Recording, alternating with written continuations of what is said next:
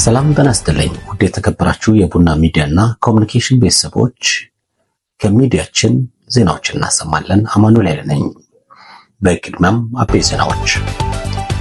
የሕዝብ ተወካዮች ምክር ቤት የ2018 በጀት ዓመት ረቂቅ በጀት ላይ ተወያዩ።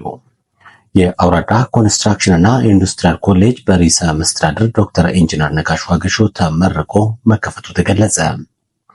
የደቡብ ምዕራብ ኢትዮጵያ ሕዝቦች ክልል ገቢዎች ቢሮ ባለፉት 11 ወራት ከ9 ቢሊዮን ብር በላይ ገቢ መሰብሰቡን አስታወቀ።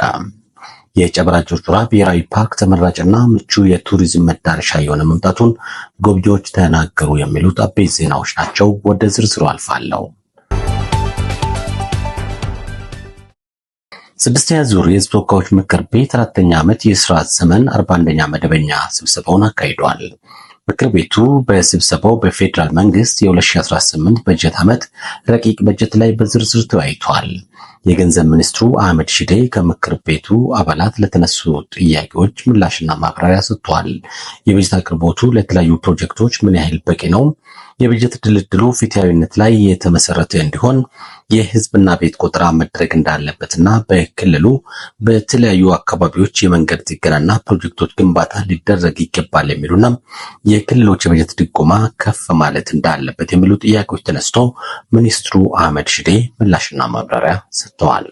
ርዕሰ መስተዳድር ዶክተር ኢንጂነር ነጋሽ ዋጌሾ የአውራዳ ኮንስትራክሽን እና ኢንዱስትሪያል ኮሌጅን መርቆ መክፈታቸው ተገለጸ። በምረቃ ስነ ስርዓቱ ላይ ተገኝቶ ንግግር ያደረጉት የደቡብ ምዕራብ ኢትዮጵያ ሕዝቦች ክልል ርዕሰ መስተዳድር ዶክተር ኢንጂነር ነጋሽ ዋጌሾ እንደገለጹት መንግስት በተለያዩ የልማት መስኮች የማህበረሰቡን ተጠቃሚነት ለማረጋገጥ እየሰራ ይገኛል። ይህ የተመረቀው የአውራዳ ኮንስትራክሽን እና ኢንዱስትሪያል ኮሌጅ ለስኬት እንዲበቃ የክልሉ መንግስት አስፈላጊውን ድጋፍ ማድረጉንም ገልጸዋል።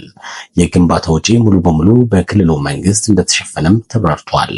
ለዚህም ግንባታ ወጪ 53 ሚሊዮን 845 ሺህ ብር በላይ ወጪ እንደተደረገበት የክልሉ ስራና ክህሎት ቢሮ ኃላፊ ዶክተር አብይ አንደሞ ገልጸዋል። በምረቃ ስነ ስርዓቱ ላይ የክልሉ ምክትል ርዕሰ መስተዳድሩና የግብርና ቢሮ ኃላፊ አቶ ማስረሻ በላቸው ጨምሮ የክልል የዞንና የወረዳ ከፍተኛ አመራሮች እንዲሁም የአገር ሽማግሌዎችና የአካባቢ ነዋሪዎች መገኘታቸውን የክልሉ መንግስት ኮሚኒኬሽን ጉዳዮች ቢሮ ዘግበዋል። የጨበራ ጩርጩራ ብሔራዊ ፓርክ ተመራጭና ምቹ የቱሪዝም መዳረሻ የሆነ መምጣቱን ጎብኚዎች ተናገሩ።